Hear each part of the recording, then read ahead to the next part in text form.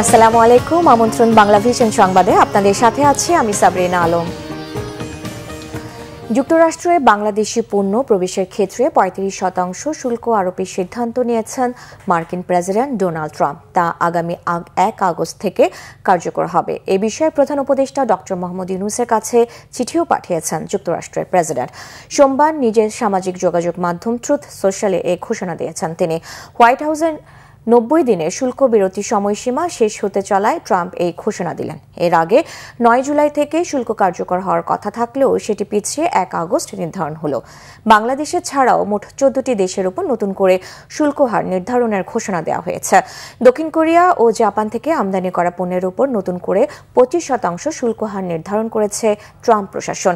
এছাড়া মিয়ানমার ও লাওসের পণ্যের উপর ৪০%, দক্ষিণ আফ্রিকার উপর ৩০% এবং মালয়েশিয়ার উপর ২৫%, তিউনিসিয়ার উপর ২৫%, ইন্দোনেশিয়ার উপর ৩২%, বসনিয়ার উপর ৩০%, সার্বিয়ার উপর ৩৫%, কম্বোডিয়া ও থাইল্যান্ডের উপর ৩৬% এবং কাজাখস্তানের উপর ২৫% শুল্ক হার নির্ধারণ করা হয়েছে।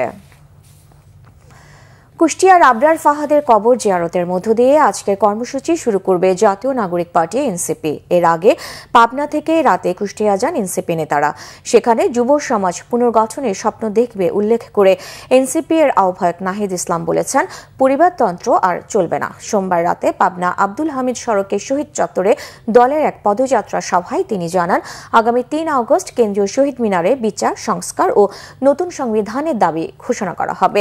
একটি রাষ্ট্রের প্রকৃত গণতান্ত্রিক পরিবেশ ফিরিয়ে আনতে এসব অত্যন্ত জরুরি বলে জানান নাহিদ ইসলাম।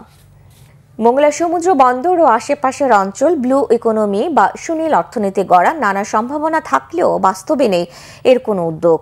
গবেষক অর্থনীতিবিদরা বলছেন, সমুদ্র বন্দর কেন্দ্রিক বাণিজ্যিক কার্যক্রম, সাগরের মৎস্য এবং সুন্দরবনের কার্বন ব্লু ইকোনমির অপার সম্ভাবনা কাজে লাগানো গেলে বাংলাদেশের অর্থনীতি আরও সুদৃঢ় হবে।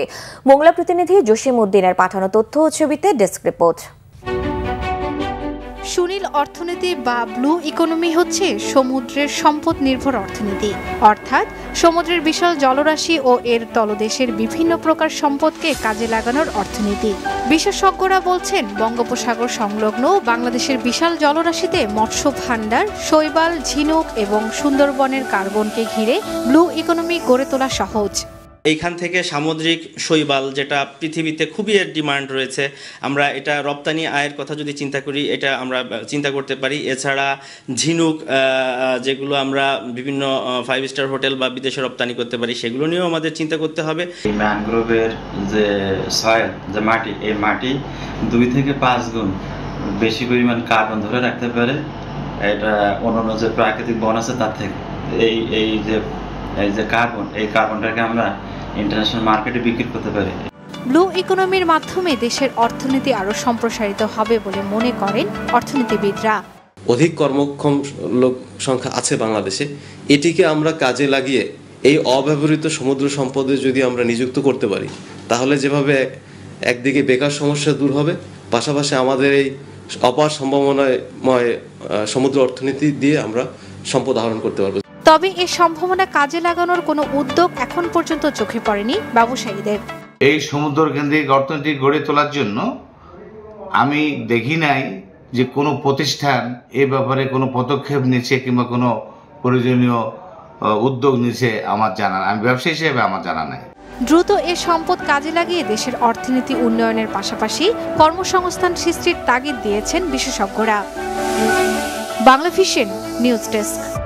এই ছিল এখনকার মতো। পরের সংবাদ দুপুর 12টায়। এছাড়া বাংলা ভিশন সংবাদ ও সংবাদ সংশ্লিষ্ট অনুষ্ঠান দেখতে ভিজিট করুন www.vvnews24.com ও facebook.com/banglavisionnews এবং সাবস্ক্রাইব করুন youtube.com/banglavisionnews। ধন্যবাদ।